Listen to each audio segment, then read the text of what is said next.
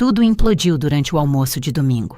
O som no restaurante era um murmúrio educado, o tilintar suave de garfos nos pratos, mas para mim sempre soou encenado, como uma trilha sonora para uma vida que eu não estava realmente vivendo.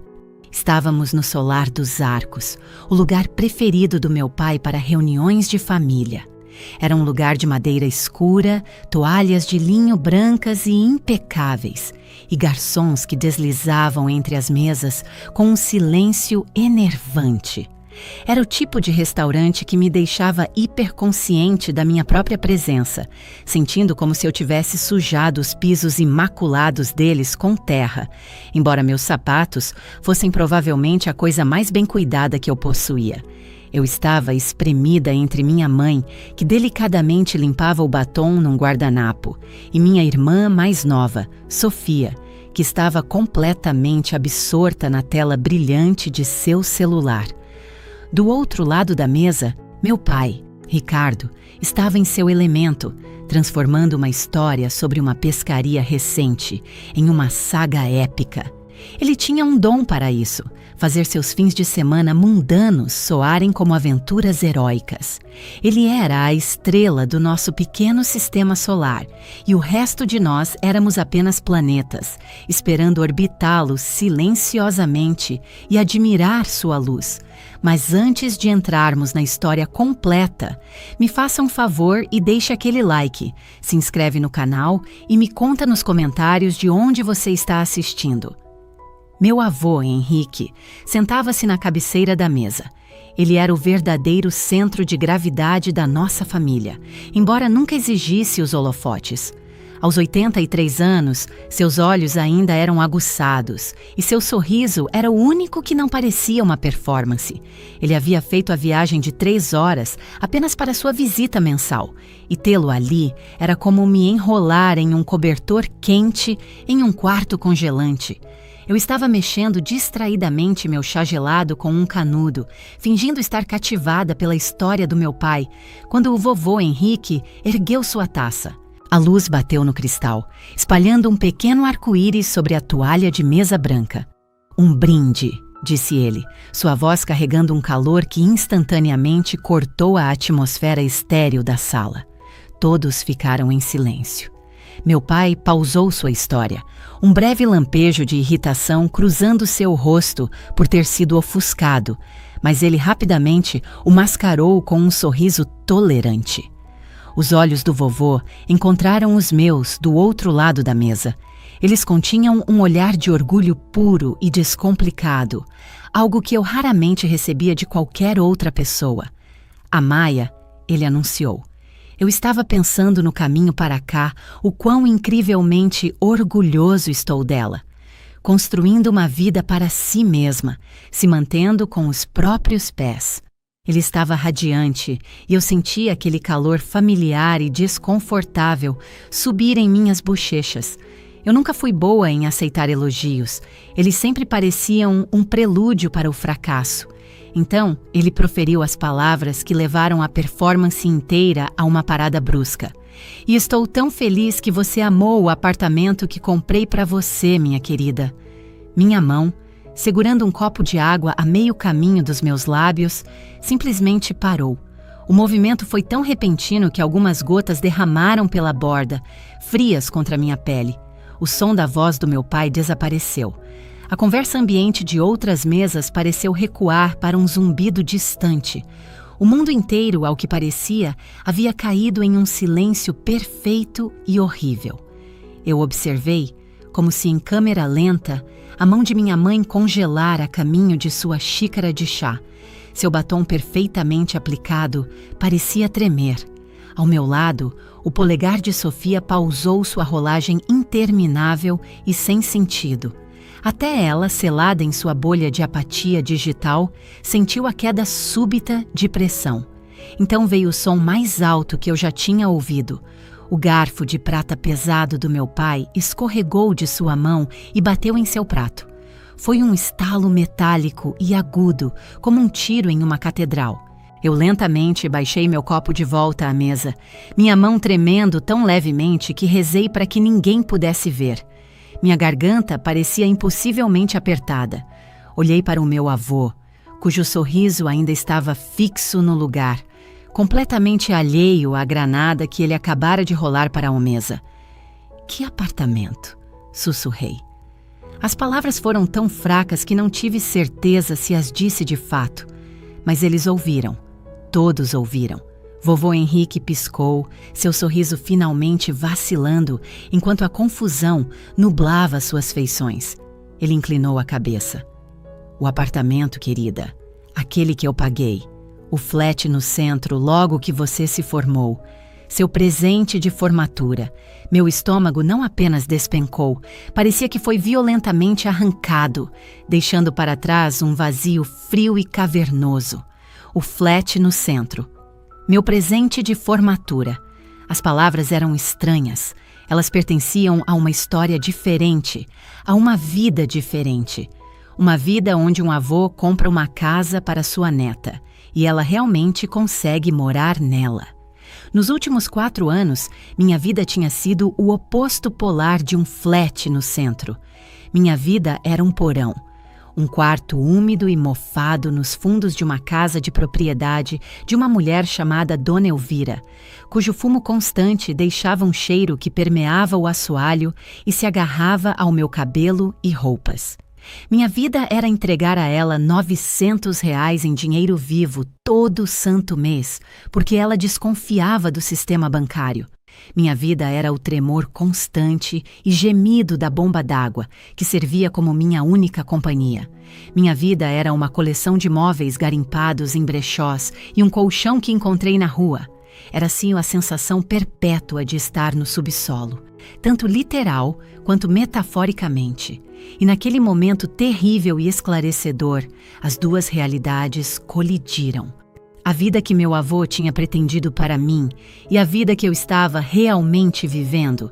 As peças se encaixaram com uma finalidade doentia: o dinheiro, o apartamento que ele havia comprado, todos os sermões do meu pai sobre ser responsável, sobre como ele e minha mãe não podiam se dar ao luxo de ser minha rede de segurança, sobre como eu tinha que aprender o valor do trabalho duro, ganhando cada centavo sozinha.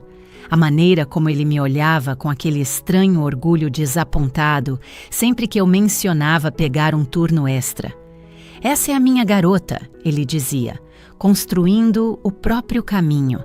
A verdade não caiu como um trovão. Foi um tsunami silencioso e sufocante que varreu nosso falso almoço de família e afogou tudo em seu caminho. Meu olhar vagou lentamente do rosto perplexo do meu avô para o do meu pai. Sua pele estava pálida e cerosa. Ele se recusava a me olhar. Ele estava encarando seu prato, o garfo que havia derrubado, como se contivesse todos os segredos do universo. Ele tinha pegado. Ele tinha pegado o dinheiro que era para o meu futuro, para a minha casa, para o meu começo. Ele tinha pegado e me deixado afogar. Ele me observou trabalhar até meus ossos doerem de exaustão, dia após dia, por anos, o tempo todo sabendo que ele detinha a chave para minha liberdade, e ninguém tinha dito nada. A mentira era dele, mas o silêncio pertencia a todos eles. Todos nesta mesa sabiam, ou suspeitavam, ou no mínimo, fizeram uma escolha consciente de desviar o olhar. Mas agora, a questão estava em aberto, a ilusão estava estilhaçada e o silêncio estava finalmente e irrevogavelmente quebrado. Meu nome é Maia. Tenho 28 anos, mas na maioria dos dias sinto que tenho uns 45. O cansaço que carrego não é do tipo que se resolve com uma boa noite de sono. É a dor profunda e crônica de ter que lutar e brigar por coisas que deveriam ser dadas, como apoio básico, ou, no mínimo, um pouco de honestidade. Quando me formei na faculdade com um diploma em design de interiores, eu era como qualquer outro recém-formado, cheia de esperança, apavorada e completamente sem dinheiro. Eu tinha um portfólio cheio de esboços e grandes ideias, mas minha conta bancária era um deserto. Voltei para casa por cerca de um mês, de volta ao meu quarto de infância, mas o ar naquela casa era denso de tensão. Meu pai deixou bem claro que aquilo era uma cortesia temporária. O mundo real está te chamando, Maia. Ele dizia durante o jantar, seu tom não exatamente cruel, mas firme com uma pressão inflexível. Você precisa aprender o que significa responsabilidade. Sua mãe e eu não somos um plano B, e eu acreditei nele. Ele era meu pai. Suas palavras eram a base do meu mundo. Então, fiz minhas 2 malas e encontrei a moradia mais barata que pude, que acabou sendo o quarto no porão da casa da Dona Elvira. Os primeiros meses foram brutais. Enviei dezenas de currículos para escritórios de design e não recebi nada além de rejeições automáticas. A indústria era acirrada e eu não tinha os contatos nem a confiança despreocupada dos outros candidatos. Meu portfólio parecia inadequado, meus sonhos frágeis. Então, fiz o que tinha que fazer. Arranjei um emprego limpando escritórios das 5 da manhã ao meio-dia. Era um trabalho solitário e anônimo. Eu esfregava vasos sanitários e esvaziava lixeiras em torres corporativas reluzentes, onde pessoas com vidas que eu nem conseguia imaginar chegariam exatamente quando eu estava saindo, cheirando a água sanitária e derrota. Eu via as fotos de suas famílias em suas mesas e sentia uma pontada aguda de algo que não conseguia nomear. À tarde, eu pegava o ônibus de volta para o meu porão, tomava um banho e tentava dormir por algumas horas antes do meu segundo emprego. Eu era garçonete em uma lanchonete 24 horas, chamada Expresso 24 Horas. Passava minhas noites reabastecendo xícaras de café, forçando sorrisos para clientes rudes e lutando contra a dor lancinante nos meus pés. Chegava em casa depois da meia-noite, com as roupas cheirando a gordura velha e os bolsos pesados com um punhado de gorjetas que mal cobririam minhas compras da semana. Eu continuava dizendo a mim mesma que era uma fase, um exercício de formação de caráter. Eu estava ralando para chegar lá, como meu pai costumava dizer. Lembro-me de uma noite, cerca de 1 ano nessa rotina, em que liguei para ele. Eu estava sentada na beira do meu colchão irregular, ouvindo a bomba d'água ganhar vida com um ronco. Eu estava tão cansada que podia sentir a exaustão como uma pressão física atrás dos meus olhos. A primeira conta do meu financiamento estudantil tinha acabado de chegar, e o número nela me fez sentir fisicamente doente. Pai? Perguntei, tentando impedir que minha voz falhasse. Eu só queria saber... Você conhece alguém contratando? Mesmo para um estágio não remunerado? Eu faço qualquer coisa. Só sinto que estou ficando tão para trás. Houve uma longa pausa do outro lado da linha. Eu podia ouvir o murmúrio da televisão ao fundo, os sons ambientes de sua vida confortável e fácil. Maia, já tivemos essa conversa, disse ele, sua voz tingida daquela familiar e paciente decepção. Ninguém vai te entregar o sucesso de mão beijada. Você tem que conquistar. Se não está ganhando o suficiente, arrume um terceiro emprego. Vá trabalhar num fast food. Isso forma o caráter. Murmurei um tá bom baixinho e desliguei o telefone. Eu não chorei. Chorar não pagava o aluguel. Apenas fiquei ali sentada no escuro, sentindo o abismo vasto e intransponível entre o mundo dele e o meu. Ele não estava apenas se recusando a ajudar, ele estava enquadrando minha luta como uma parte necessária da minha educação moral, uma lição que eu era obrigada a aprender. Minha mãe era um fantasma nessas interações. Sempre que eu mencionava minhas dificuldades, uma expressão de dor cruzava seu rosto e ela, de repente, encontrava algo urgente para fazer em outro cômodo. Seu silêncio era sua própria forma de comunicação. Dizia: não insista, não dificulte as coisas, seu pai sabe o que é melhor. Era uma traição silenciosa e constante que doía de uma maneira toda própria. A dor de não ser vista pela única pessoa que deveria te ver acima de todas as outras. E minha irmã, Sofia, bem que poderia estar vivendo em outro planeta. Ela passou pela faculdade surfando numa onda de dinheiro e aprovação dos nossos pais. No ano seguinte à minha formatura, ela se formou e meu pai foi fiador de um aluguel para um apartamento lindo na parte mais badalada da cidade e comprou um carro novo para ela como um parabéns. Quando tentei explicar a ela uma vez como as coisas eram difíceis para mim, como eu mal conseguia me virar, ela apenas revirou os olhos. "Nossa, Maia, como você é dramática!" ela disse, digitando no celular enquanto falava. "Não é tão difícil assim. É só, fazer um orçamento ou algo do tipo." Então, aprendi a me virar sozinha. Tornei-me especialista em miojo e achados de brechó. Aprendi que a solidão é uma presença física, um ponto frio na cama ao seu lado. Parei de falar sobre meus empregos, meu porão, minha exaustão. Construí um muro ao redor da minha vida e apresentava uma versão curada de mim mesma em eventos de família, uma versão que estava bem, tudo bem, porque qualquer outra coisa era uma reclamação, uma fraqueza, uma fonte de drama. Aprendi a existir no silêncio que eles haviam construído para mim. Por 4 anos, essa foi a minha normalidade. Essa foi a realidade que eu aceitei. Aceitei que eu era a esquecida, aquela que tinha que lutar, aquela que não era digna da ajuda que minha irmã recebia sem esforço. Eu havia internalizado a história deles. Sofia era o sucesso e eu era o exemplo a não ser seguido. Então, quando meu avô disse aquelas palavras, "O apartamento que comprei para você", não apenas quebrou o silêncio na mesa do almoço, quebrou a própria fundação da minha identidade. Cada sermão sobre responsabilidade, cada revirada de olhos desdenhosa da minha irmã, cada vez que minha mãe desviava o olhar. Tudo se repetiu em minha mente, mas desta vez estava tudo distorcido, deformado em algo monstruoso. Minha luta não era uma lição necessária, era uma mentira deliberada, cruel e calculada, orquestrada pelo meu próprio pai. Ele não estava formando meu caráter, ele estava financiando a própria vida com o presente que deveria ter iniciado a minha.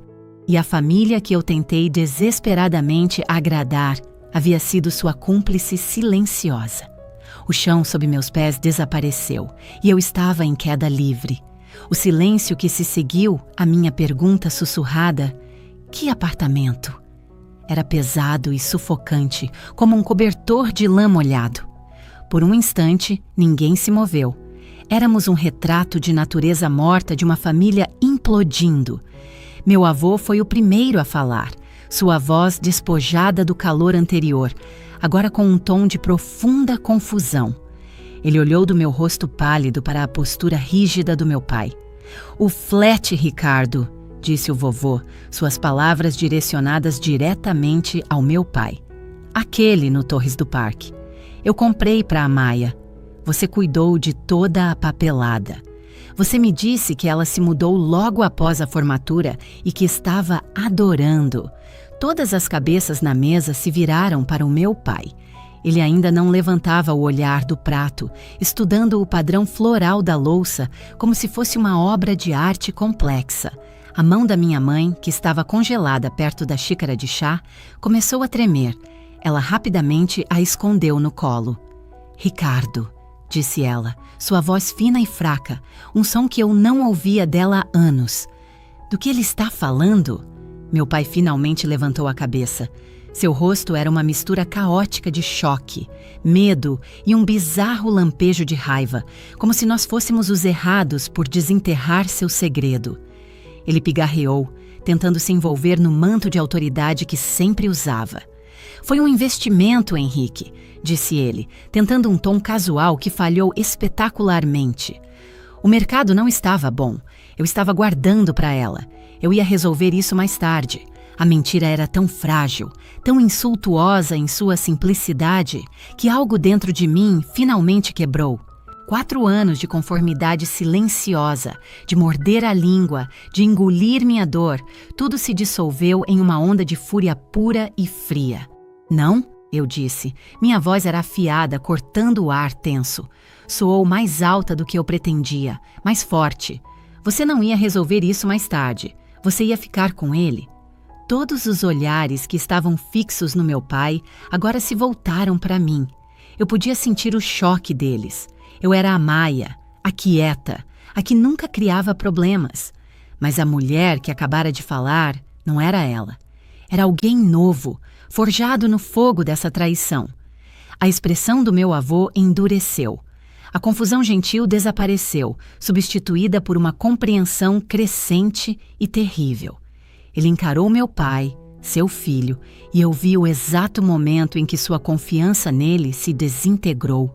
Eu transferi esse dinheiro diretamente para você, Ricardo, disse o vovô, sua voz baixa e perigosa.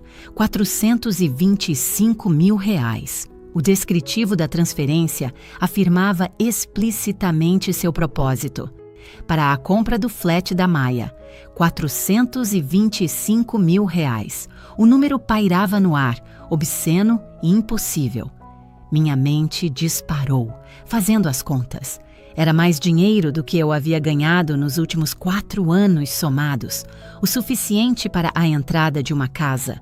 O suficiente para uma vida livre do peso constante e esmagador da ansiedade financeira. O suficiente para um futuro. Minha voz baixou para um sussurro novamente, mas desta vez não foi por choque. Foi pelo peso puro e esmagador de sua crueldade. Olhei para meu pai, que finalmente estava olhando para mim, seus olhos implorando por um silêncio que eu não era mais capaz de dar. Ele me disse para trabalhar mais, eu disse, minha voz tremendo com uma dor tão profunda que parecia que estava me partindo ao meio. Ele me disse para arrumar um terceiro emprego.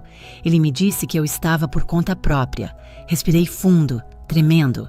Todo esse tempo, ele estava sentado no meu futuro. Ele embolsou o meu futuro. Pela primeira vez na vida, meu pai pareceu pequeno. A confiança, a autoridade, a presunção, tudo havia evaporado. Ele era apenas um homem, despido por sua própria ganância. Ele abriu a boca, mas nenhum som saiu. O que havia para dizer? A verdade estava exposta na toalha de mesa branca entre nós, mais condenatória do que qualquer acusação. Eu não conseguia ficar sentada ali nem mais um segundo. Não conseguia respirar aquele ar envenenado. Empurrei minha cadeira para trás, as pernas arrastando ruidosamente no chão polido. O som foi chocante e violento. Pareceu certo. Levantei-me, minhas pernas surpreendentemente firmes. Olhei para baixo, para o meu pai, para este estranho que me criou. Você sempre me disse que as dificuldades formam o caráter, eu disse. Minha voz uniforme e clara. Acho que finalmente tenho um pouco. Eu me virei e fui embora. Eu não corri. Eu não olhei para trás. Podia sentir os olhos deles em mim, um peso físico nas minhas costas. Passei pelas outras mesas de famílias felizes, desfrutando de seus almoços de domingo, e não senti nada. Eu estava entorpecida, esvaziada. Mas pela primeira vez em muito, muito tempo, eu também me senti livre. Saí do restaurante, saí da mentira e entrei no ar frio e limpo da verdade. O ar lá fora estava frio, um contraste forte com minhas bochechas quentes. Era um típico dia cinzento de novembro, do tipo que ameaça chover, mas nunca cumpre. Fiquei na calçada do estacionamento, envolvendo os braços em volta de mim, embora o frio que eu sentia não tivesse nada a ver com o clima. Era um frio que irradiava de dentro para fora, um choque profundo e celular. Através da grande janela de vidro do restaurante, eu podia vê-los, um quadro congelado na mesa. Seus rostos uma mistura de horror e confusão. Eu só precisava respirar, inspirar um ar que não fosse denso de mentiras. Encostei-me em um carro estacionado, o metal frio uma pequena sensação de aterramento. Para onde eu deveria ir a partir daqui? O que eu deveria fazer? Todo o meu passado agora parecia uma fabricação, e meu futuro era um mapa assustadoramente em branco. O porão que havia sido meu mundo particular de luta agora parecia uma cela de prisão que meu próprio pai havia construído para mim. Então ouvi a porta do restaurante se abrir, seguida pelo som de passos apressados no asfalto. Fiquei tensa, preparando-me para um confronto para o qual não tinha energia. Presumi que era meu pai, vindo para tecer outra mentira, ou minha mãe, vindo para implorar por paz, para que eu simplesmente deixasse para lá. Maia, espere. A voz estava tensa e cansada, mas era do meu avô. Virei-me quando ele me alcançou, sua mão pousando gentilmente em meu braço. Ele estava sem fôlego e seu rosto, geralmente tão cheio de vida, parecia pálido e afundado. Seus olhos estavam úmidos. Você realmente... Ele começou, depois fez uma pausa para recuperar o fôlego. Você realmente nunca recebeu o apartamento? A pergunta era tão simples, tão cheia de uma dor que espelhava a minha. Tudo o que pude fazer foi balançar a cabeça. As palavras pareciam grandes demais, difíceis demais. Eu moro em um porão. Finalmente consegui dizer, as palavras com gosto de cinzas. Minha companhia é uma bomba d'água. A expressão que tomou conta de seu rosto é algo que nunca esquecerei. Foi como se ele tivesse sido fisicamente atingido. O último resquício de cor drenou de sua pele. Ele olhou para além de mim, para o horizonte anônimo da cidade, como se pudesse ver os últimos 4 anos da minha vida se desenrolando nas nuvens cinzentas. Seu pai, disse ele, sua voz rouca de incredulidade. Ele me disse que você recusou minha ajuda. Ele disse que você era ferozmente independente e queria conseguir tudo por conta própria. Ele fez parecer tão... nobre. Uma risada amarga e sem humor escapou dos meus lábios. Independente? Vovô, eu estava desesperada. Pedi a ele uma indicação de emprego uma vez, apenas uma indicação. Eu disse a ele que varreria o chão se isso significasse colocar um pé na porta. O que ele disse? Perguntou o vovô Henrique, seus olhos fixos nos meus, exigindo a verdade. Ele me disse para ir trabalhar virando hambúrguer. Eu disse secamente. Ele disse que seria bom para mim, me ensinaria humildade. O rosto do meu avô, que estava cheio de tristeza, começou a escurecer com uma raiva lenta e crescente. Era uma raiva que eu nunca tinha visto nele e era aterrorizante e, de uma forma estranha, profundamente reconfortante. Era uma raiva em meu nome.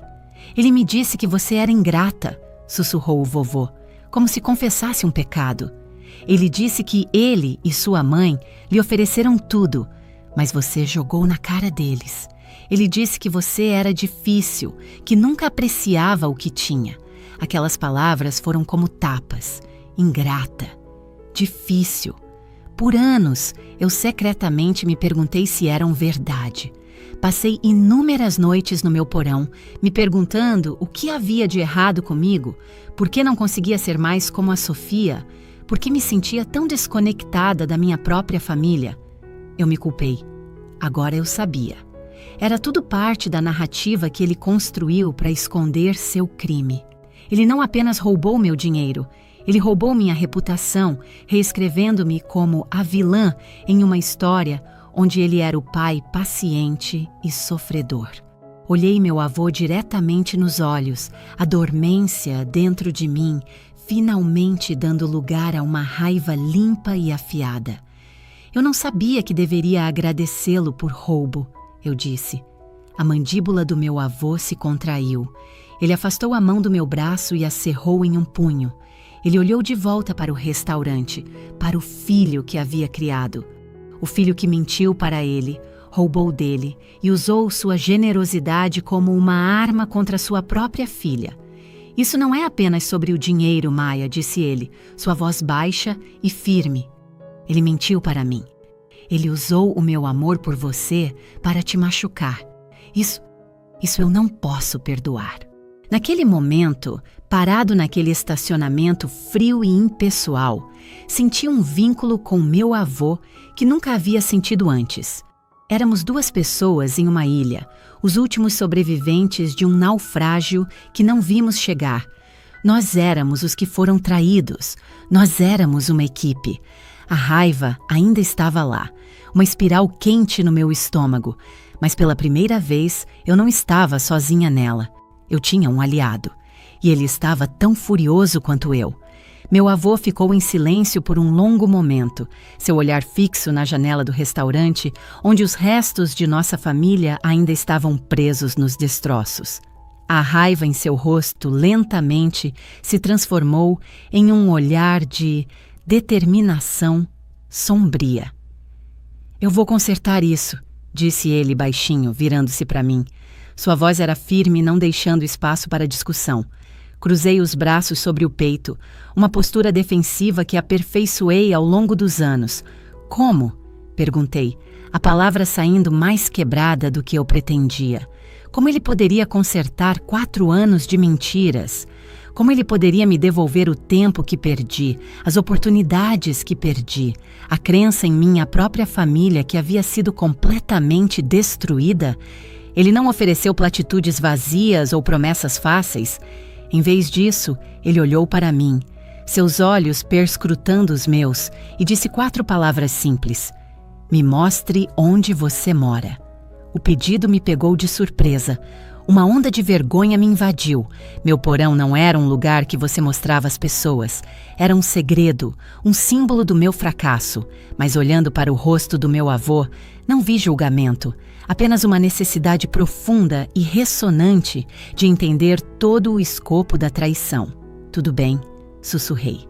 Naquela noite, após uma viagem tensa e quase silenciosa de volta da cidade, eu o levei até lá. Meu carro velho e surrado sacudia pelas ruas do meu bairro, uma parte da cidade com calçadas rachadas e casas que pareciam tão cansadas quanto eu. Quando parei em frente à casa da dona Elvira, já estava escuro. A luz da varanda estava apagada, como de costume. "É aqui", eu disse, tentando um tom casual. Ele saiu do carro e olhou para a casa, depois para os degraus de concreto estreitos e em ruínas que desciam pela lateral do prédio até uma entrada separada no subsolo. Ele não disse uma palavra, apenas me seguiu. Destranquei a porta e acendi um interruptor. Uma única lâmpada nua piscou, lançando uma luz fraca e amarelada sobre o cômodo. "Bem-vindo ao meu palácio", eu disse, a ironia amarga pairando pesada no ar. Ele entrou e sua presença pareceu encolher o espaço já minúsculo. Ele ficou no meio do cômodo, no linóleo gasto, e lentamente observou tudo. O silêncio era absoluto, quebrado apenas pelo zumbido da geladeira antiga e pelo gotejar fraco e rítmico de um cano vazando em algum lugar nas paredes. Eu vi o cômodo através dos olhos dele. O teto flácido manchado de água do banheiro de cima. As paredes amareladas e doentias, descoloridas por anos de fumaça da dona Elvira, infiltrando-se pelo assoalho. Meu colchão irregular em uma estrutura de metal simples, encostado na parede bem ao lado da enorme e ruidosa bomba d'água. Não havia uma cozinha de verdade, apenas um fogareiro elétrico e um micro-ondas em uma mesa de cartas bamba. Não havia janelas. Ele caminhou até a parede que separava meu quarto da sala da bomba d'água e colocou a mão nela. Ele podia sentir a leve vibração, o ronco baixo que era a trilha sonora constante da minha vida. Ele olhou para a escrivaninha pequena e instável, onde eu costumava espalhar meu portfólio de design, tentando sonhar em um lugar que parecia totalmente desprovido de esperança. Ele me imaginara em um flat claro e ensolarado com vista. Ele me imaginara segura e protegida. E o tempo todo eu estava aqui, no escuro, no subsolo. Ele se virou para mim, sua expressão uma máscara de dor e fúria. Ele parecia um homem que acabara de testemunhar uma terrível cena de crime. De certa forma, ele tinha. Então ele sussurrou, as palavras mal audíveis sobre o zumbido da bomba d'água.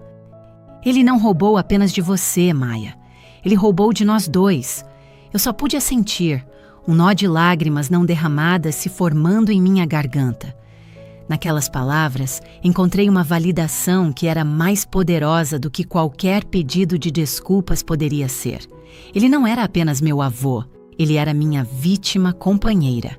Ele fora roubado da alegria de prover para sua neta, roubado da verdade, roubado de sua confiança em seu próprio filho. Ele ficou ali por mais 1 minuto, sua mandíbula cerrada como pedra. O homem gentil e sorridente da mesa do almoço havia desaparecido. Em seu lugar estava alguém que eu nunca tinha visto antes, um homem pronto para a guerra. Amanhã, disse ele, sua voz não mais um sussurro, mas um comando baixo e de aço. Nós vamos ao banco. Não era uma sugestão, era uma promessa. Uma promessa de que o esconderijo havia acabado. As mentiras haviam acabado. O silêncio havia acabado. Amanhã íamos encontrar a verdade em preto e branco. E íamos usá-la para pegar de volta tudo o que meu pai havia roubado. Mal dormi naquela noite. Meu avô insistiu que eu ficasse com ele no quarto de hóspedes de sua casa silenciosa e confortável. Um lugar que eu não visitava há mais de 1 ano. Os lençóis eram impecáveis e cheiravam a lavanda, um contraste gritante com o cheiro perpétuo de umidade e fumaça que se agarrava a tudo que eu possuía. Mas o conforto parecia estranho, e o sono era um país para o qual eu não conseguia encontrar o caminho de volta. Fiquei acordada, olhando para o teto, repassando a cena no restaurante repetidamente, o rosto pálido do meu pai, a mão trêmula da minha mãe, o barulho do garfo. Era um filme preso em um loop, cada exibição mais dolorosa que a anterior. Na manhã seguinte, levantei antes do amanhecer, desci e encontrei meu avô já na cozinha, uma xícara de café preto na mão, olhando pela janela. Ele não estava com suas calças caque de aposentado. Ele estava de terno, do tipo que usava quando dirigia sua construtora. Era sua armadura. Ele me ouviu entrar e se virou, seus olhos claros e resolvidos. A dor do dia anterior havia sido queimada, deixando algo mais duro em seu lugar. "Bom dia, Maia", disse ele, sua voz puramente profissional. "O café está na bancada." Antes que eu pudesse dar um gole, ele pegou o celular e discou um número de memória. Não houve gentilezas. "Macedo, é Henrique. Preciso de você na agência principal em 1 hora e preciso que você encontre um registro de transação para mim. Uma transferência da minha conta pessoal para o meu filho, Ricardo, de aproximadamente 4 anos atrás. O valor foi de R$425 mil. Encontre a transferência e descubra para onde foi cada centavo." Ele ouviu por um momento, depois disse: "Não me importa o que você tenha que remarcar. Estaremos aí às 9 horas. Obrigado, Sr. Macedo." Ele desligou e olhou para mim. "Vista-se", disse ele. "Use algo que te faça sentir forte." Às 9 horas, estávamos sentados em um escritório grande e intimidador na agência central do banco dele. Era um prédio antigo com pisos de mármore e painéis de madeira escura que pareciam absorver todo o som. Parecia um templo dedicado aos fatos, um lugar onde os números não podiam mentir. O gerente, um homem chamado Macedo com olhos gentis e um terno sério, cumprimentou o meu avô com um aperto de mão respeitoso. Ele nos levou a uma sala de conferências onde um monitor de computador estava sobre uma longa mesa polida. "Eu encontrei Henrique", disse o Sr. Macedo baixinho, sentando-se atrás do teclado. Não foi difícil. Ele digitou por um momento e a tela piscou para a chavida. E lá estava. Uma linha de texto nítida e inegável. Data: 12 de junho de 2020. Transferência de Henrique TS. Transferência para Ricardo JS. Valor: R$425 mil. Descritivo: para a compra do flat da Maia. Eu encarei a tela, minha respiração presa no peito. Ver aquilo ali, em texto oficial e impessoal, tornava tudo real, de uma forma que não tinha sido antes. Não era mais apenas uma história, era um crime com um rastro de papel. Meu avô tinha feito exatamente o que disse. Ele tentara me dar um lar. Os dedos do Sr. Macedo tocaram o teclado novamente. "Essa é a transferência de entrada para a conta do seu filho", explicou ele, com a voz neutra. "E isso Isso é o que aconteceu em seguida. Outra tela apareceu, um extrato da conta do meu pai. Meus olhos percorreram as linhas de débitos e créditos, meu coração batendo nos meus ouvidos. E então eu vi, data, 17 de junho de 2020, transferência para conta de investimento privado Apex 774B, valor R$425 mil. Descritivo, investimento inicial, 5 dias. Ele levou apenas 5 dias. 5 dias desde o recebimento de um presente destinado à sua filha para redirecioná-lo para uma conta de investimento privada em seu nome. Não havia menção a mim, nenhuma indicação de que estava sendo mantido em custódia. Simplesmente desapareceu. Absorvido por suas próprias finanças, como se sempre tivesse pertencido a ele. A velocidade foi o que mais me chocou. Sem hesitação, sem crise de consciência, apenas um roubo limpo e eficiente. Uma onda de náusea me atingiu. Todas as vezes que fiquei sem dinheiro para o aluguel. Todas as noites que comi miojo. Todos os turnos extras que peguei quando meu corpo gritava por descanso. Tudo isso estava acontecendo enquanto meu dinheiro, meu futuro, estava em uma conta, rendendo para ele. Meu avô não disse uma palavra.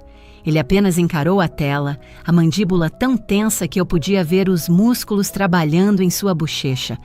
Ele tinha o olhar de um construtor que acabara de descobrir uma falha fatal na fundação de um prédio que ele construiu com as próprias mãos.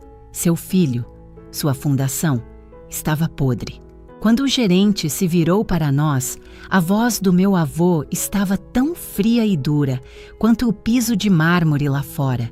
Imprima todas as páginas, Macedo. Quero uma cópia autenticada de cada transação. Macedo assentiu, digitando silenciosamente mais algumas teclas antes que a impressora no canto zumbisse para a vida. Ele se desculpou e saiu da sala, nos deixando sozinhos com a evidência silenciosa e condenatória na tela. Meu avô finalmente se virou para mim, seus olhos cheios de uma dor que ia além da raiva. Ele não roubou apenas seu dinheiro, Maia, disse ele, sua voz suave agora e cheia de uma tristeza terrível. Ele roubou minha confiança, a confiança que um pai deveria ter em seu filho. Olhei do rosto dele, de coração partido, para a neira tela, onde a história dos últimos 4 anos era contada em 2 simples linhas de texto. O sentimento de vazio no meu estômago estava começando a ser substituído por outra coisa, uma determinação fria e dura. Eu cansei de ficar triste, cansei de me sentir uma vítima. Era hora de lutar. Encontrei seus olhos. Então vamos pegar de volta. A impressora terminou seu trabalho e uma pilha arrumada de papel deslizou para a bandeja. Era nossa munição. A verdade em preto e branco. A viagem para a casa dos meus pais foi os 20 minutos mais longos da minha vida. Sentei-me no banco do passageiro do carro grande e silencioso do meu avô, a pilha de extratos bancários autenticados repousando no meu colo. Os papéis pareciam densos, com o peso da verdade que continham. Nenhum de nós falou. Éramos um exército de 2 pessoas a caminho da linha de frente, e o campo de batalha era a casa suburbana bege em que eu cresci. Quando entramos na garagem, vi o SUV novo e brilhante de Sofia estacionado perto da entrada. Uma nova onda de raiva me invadiu. O carro que meus pais a ajudaram a comprar, a vida fácil que eles proporcionaram a ela, provavelmente financiada em parte pelo dinheiro que deveria ter sido meu. Meu avô estacionou o carro e se virou para mim. — Você está pronta para isso? Ele perguntou. Eu assenti, agarrando os papéis. — Estou pronta. Caminhamos pelo familiar caminho de pedras até a porta da frente. Eu podia sentir meu coração martelando contra minhas costelas. Antes que pudéssemos tocar a campainha, a porta se abriu. Era minha mãe, saindo para regar as samambaias da varanda. Ela congelou quando nos viu, o sorriso automático em seu rosto se dissolvendo em um olhar de pânico assustado. — Henrique! Maia! Ela gaguejou, seus olhos dardejando entre a expressão sombria do meu avô e o arquivo em minhas mãos. Nós não estávamos esperando vocês. Naquele momento, meu pai apareceu na porta atrás dela. Ele estava vestido com roupas de golfe, parecendo irritado. "O que é tudo isso?" Ele perguntou, sua voz tingida de impaciência. "Precisamos conversar, Ricardo", disse meu avô. Sua voz calma, mas com um tom de aço subjacente que paralisou meu pai. Meu pai tentou ignorar. "Agora não é uma boa hora. Eu estava de saída." Ele tentou um sorriso fraco e desdenhoso. "Seja o que for, pode esperar." Meu avô deu um passo à frente, sua presença parecendo preencher toda a entrada. Ele olhou seu filho diretamente nos olhos e a força de seu olhar foi imensa. Ele disse 2 palavras, e nessas 2 palavras a dinâmica de poder de toda a nossa família mudou para sempre. "Sente-se." Não foi um pedido, foi uma ordem. E pela primeira vez na minha vida, vi meu pai obedecer sem questionar. A bravata, a arrogância, tudo desapareceu. Ele parecia uma criança repreendida. Ele recuou da porta e nós o seguimos para dentro, para a sala de jantar formal, aquela reservada para feriados. A longa e polida mesa de mogno refletia nossos rostos tensos, como um espelho escuro. "Sentem-se", disse meu avô novamente. Meu pai sentou. Minha mãe pairou nervosamente perto da porta antes de afundar em uma cadeira na extremidade. Meu avô e eu sentamos diretamente em frente ao meu pai. Sem uma palavra, meu avô colocou a pilha de papéis sobre a mesa, bem na frente do meu pai. O som do papel batendo na madeira foi o único ruído na sala. "Estes são extratos bancários, Ricardo", começou meu avô, sua voz perigosamente quieta. "Autenticados.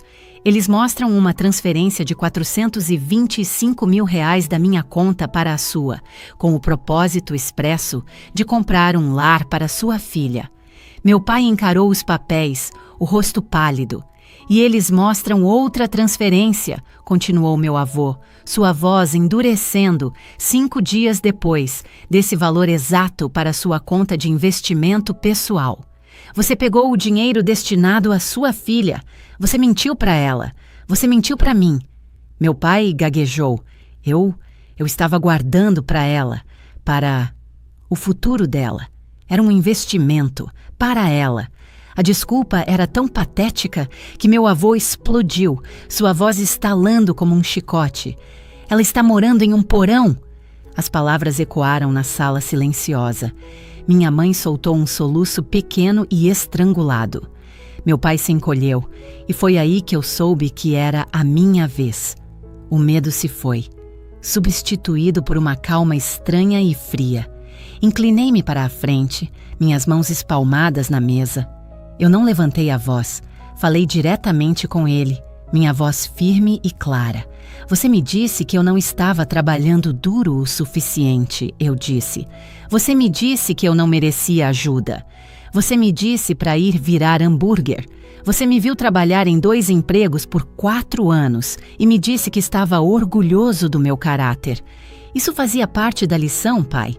Ver-me sofrer enquanto você apostava com o meu futuro era para me tornar uma pessoa melhor." A verdade, dita sem rodeios, o atingiu com mais força do que qualquer tapa. Ele murchou na cadeira, suas defesas desmoronando em pó. Ele não tinha palavras, nem desculpas, nem mentiras restantes. Havia apenas a verdade feia e inegável, sentada na mesa entre nós. O silêncio que se seguiu à minha pergunta foi absoluto. Meu pai encarava da superfície polida da mesa de jantar, seu reflexo uma versão distorcida e quebrada do homem que ele fingia ser. Os soluços baixos da minha mãe eram o único som, cada um uma pequena pontuação no colapso da nossa família. Meu avô deixou o silêncio pairar no ar. Depois, enfiou a mão no bolso interno do terno e tirou outro documento. Ele abriu uma única folha dobrada de papel grosso e creme e a deslizou pela mesa até meu pai. Era uma carta formal em papel timbrado de um advogado. "Esse é o seu futuro, Ricardo", disse meu avô, sua voz desprovida de emoção. "Leia." A mão do meu pai tremeu ao alcançar a carta. Seus olhos percorreram a página, seu rosto ficando mais pálido a cada palavra. Eu não conseguia ver o que dizia, mas podia ver seu efeito. Era o olhar de um homem vendo as grades de sua jaula se fecharem ao seu redor. Você tem 2 opções, explicou meu avô. Sua voz fria e metódica. A opção 1 é que eu leve este arquivo. Ele bateu nos extratos bancários para o Ministério Público e eu apresento queixa por fraude e apropriação indébita. Você será preso. Perderá seu emprego, sua reputação e muito provavelmente sua liberdade. Eu testemunharei contra você. A Maia testemunhará contra você. Ele fez uma pausa, deixando a gravidade da situação assentar. Ou, continuou ele, você pode aceitar os termos dessa carta. Não haverá negociação. Este é o único caminho que não termina em sua ruína completa. A boca do meu pai abriu e fechou, mas nenhuma palavra saiu. O que diz? Sussurrou minha mãe, a voz rouca de tanto chorar. Meu avô olhou para ela, sua expressão suavizando por um momento em uma de profunda decepção. Diz que o Ricardo vai devolver cada centavo. Os R$425 mil completos mais 4 anos de juros compostos, a serem calculados pelo meu contador. Ele liquidará quaisquer ativos necessários. O dinheiro será transferido para um fundo em nome da Maia dentro de 6 meses. Ele não havia terminado. Além disso, disse ele, seu olhar voltando para meu pai, ele assinará a confissão anexa a essa carta. E na próxima semana, ele a lerá em voz alta para toda a família, para sua irmã, seus primos, todos.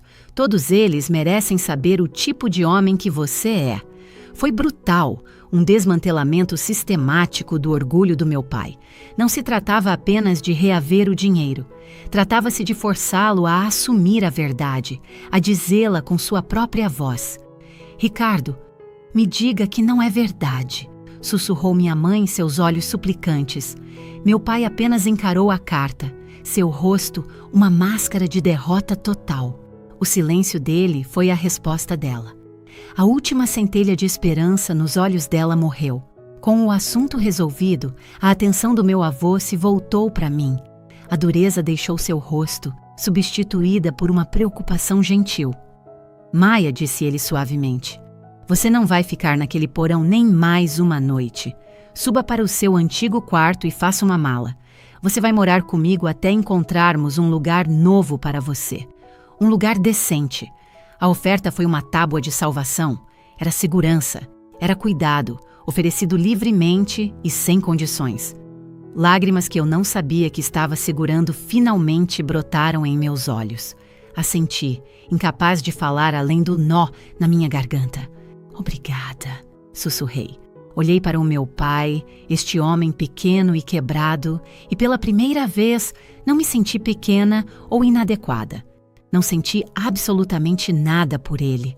O poder que ele exercera sobre mim por tanto tempo fora construído sobre mentiras, e agora que as mentiras se foram, seu poder também se foi. O domingo seguinte pareceu um sonho. Voltamos ao solar dos arcos, a cena do crime. Meu avô havia insistido. A verdade precisa acontecer no mesmo lugar da mentira, ele dissera. Mas desta vez, tudo era diferente. Quando chegamos, meu avô me conduziu à cabeceira da mesa, puxando a cadeira para mim. Ele sentou-se à minha direita. Éramos os novos chefes da família. Conforme o resto da família chegava, minha tia, meu tio, meus primos, eles sentiam atenção, cumprimentando-nos com sorrisos nervosos. Minha mãe e Sofia entraram juntas. Mamãe parecia ter envelhecido 10 anos em uma semana. Sofia apenas parecia perplexa. Finalmente, meu pai entrou. Ele parou abruptamente quando nos viu, eu e meu avô, na cabeceira da mesa. Ele caminhou até seu assento como um homem caminhando para a forca. Assim que todos se acomodaram, meu avô se levantou. Sua gravidade comandou a sala. Obrigado a todos por virem, começou ele, sua voz clara e firme. Eu tenho algo a dizer.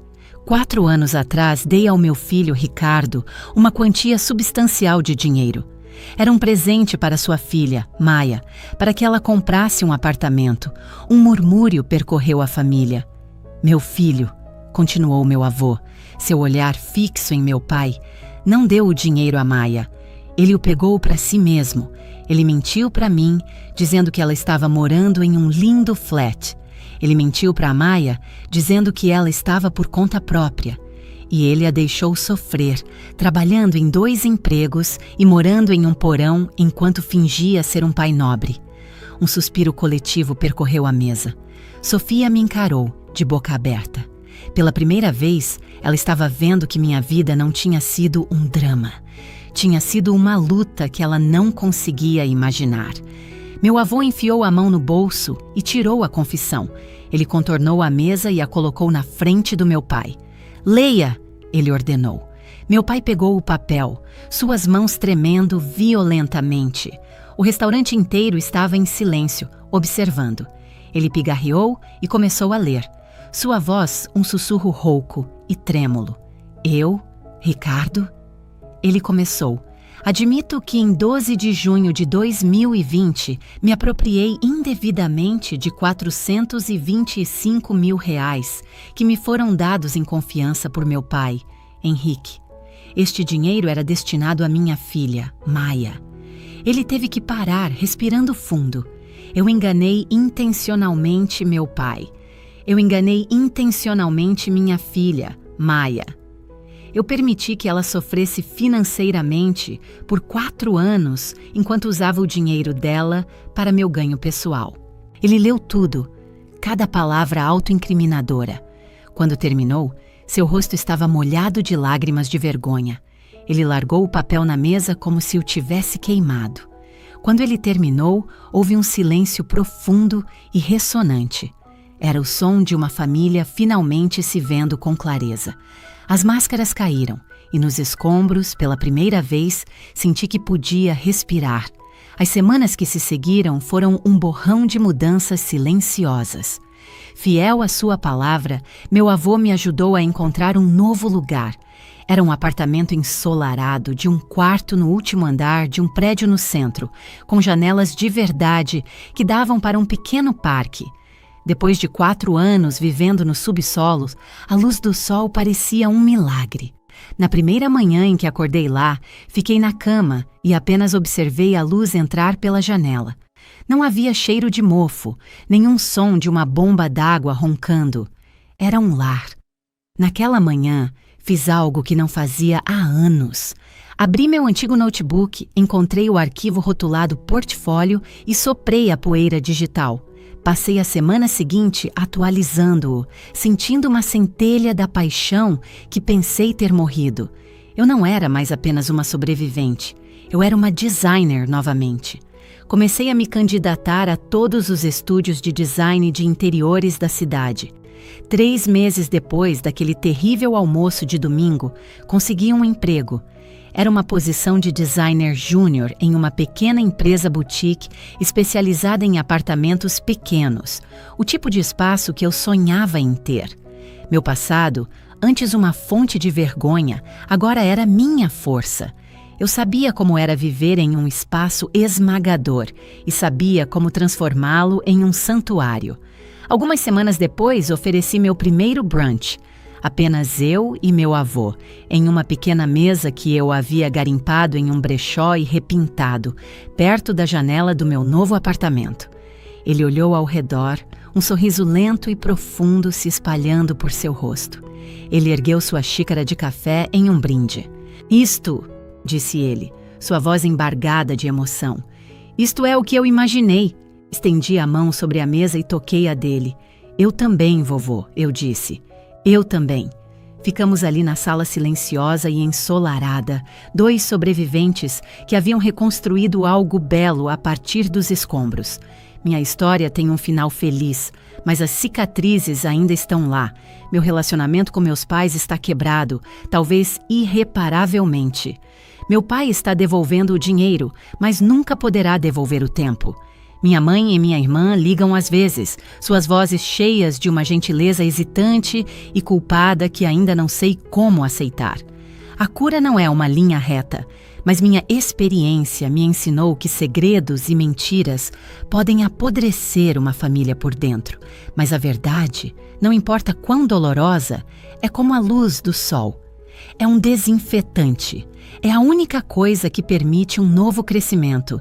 Se você já foi traído por sua própria família, se já foi feito para se sentir pequeno ou invisível pelas pessoas que deveriam te amar mais, lembre-se disto. Sua verdade tem poder. Dizê-la é o primeiro passo para reivindicar sua vida. A verdade pode reconstruir o que as mentiras destroem. Deixe seu like, comente e se inscreva, porque às vezes a melhor vingança é finalmente voltar para casa. Fim da história.